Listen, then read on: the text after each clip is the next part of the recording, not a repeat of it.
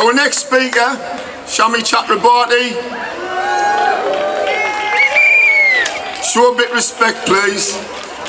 That's what this is about. The theme about this gala is respect and unity. We'd expect that here. Shami delivered the Dave Hopper Memorial Lecture last night, which I had the privilege to attend. She was absolutely brilliant there. I'm certain she's in love with the place because it's not the first or second or the third time she's been there this year. She's a regular visit now, a big supporter of Murray's and of his gala. It's my pleasure to introduce the Shadow Attorney General, Shami Chakrabarti.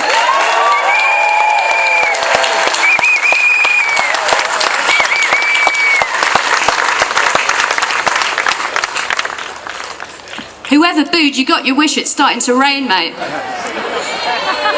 But not just on me. I can't tell you how wonderful it feels to return to the Durham Miners' Gala. You may not know this about me, but I'm not from the northeast, and I've never been a miner. But I have rarely felt so welcome anywhere in the world.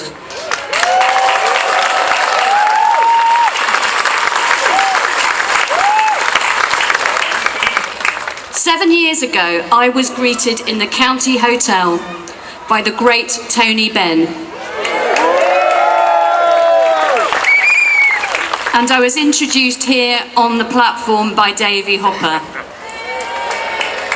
It was my enormous honour to give a talk in his name and memorial last night. And whilst we miss them today, we can surely honour their lives in our memories, but especially in our struggles. I am the proud daughter of migrants to this country.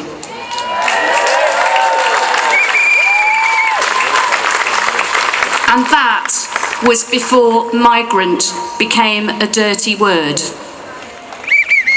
Even then, they were attacked, including violently, even as they walked with me in the pram, by far-right skinheads whose political descendants still threaten our communities today, peddling a hatred and division that we will only ever defeat with unity.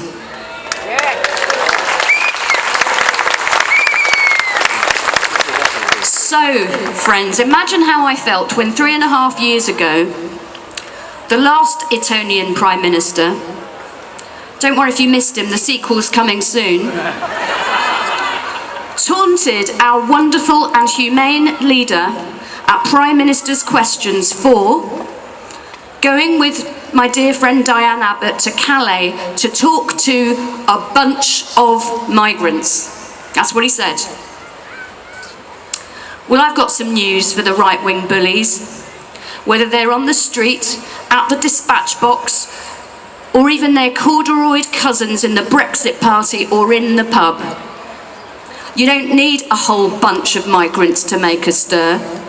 In my parents' case, 2 is sufficient.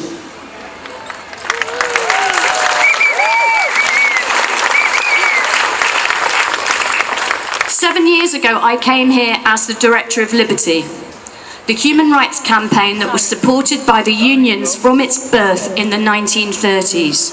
Hard times a bit like these.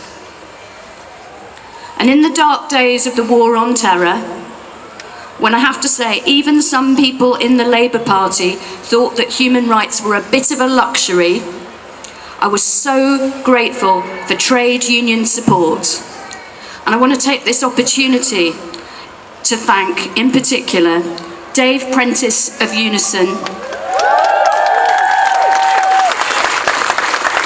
Howard Beckett and Len McCluskey of Unite, and the late, great Steve Sinnott of the NUT for all of their support in those days. When I was last here, I was the only woman on the platform.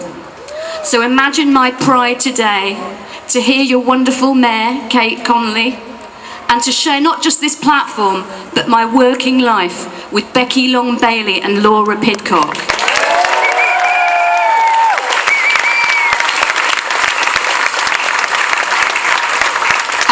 I can promise you that the future is bright, because the future is brilliant young socialist internationalist women like them.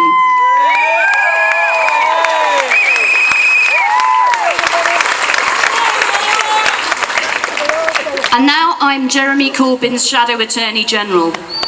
This was only made possible by past Labour governments who provided for my completely free and debt-free secondary and higher education,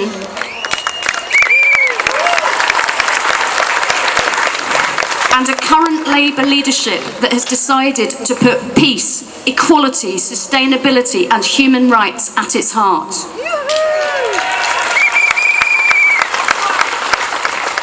But comrades, I've got further ambitions still. And with those, I need your help. Because I don't want to be a mere shadow anymore. I want to be the chief legal advisor to the most radical Labour government since 1945.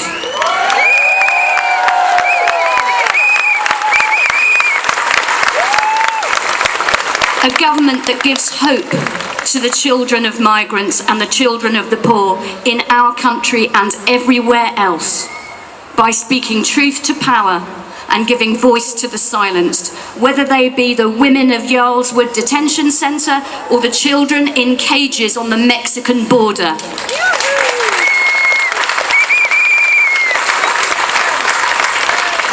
They could all benefit from Jeremy Corbyn in number 10 and at the UN Security Council. Imagine that.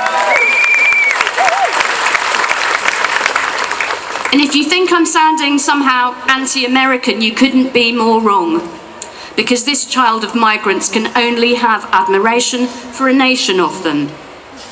But the real special relationship isn't about Boris Johnson and Donald Trump. It's more about the values of Emily Thornberry and Emma Lazarus, who wrote that famous poem for the Statue of Liberty. Remember?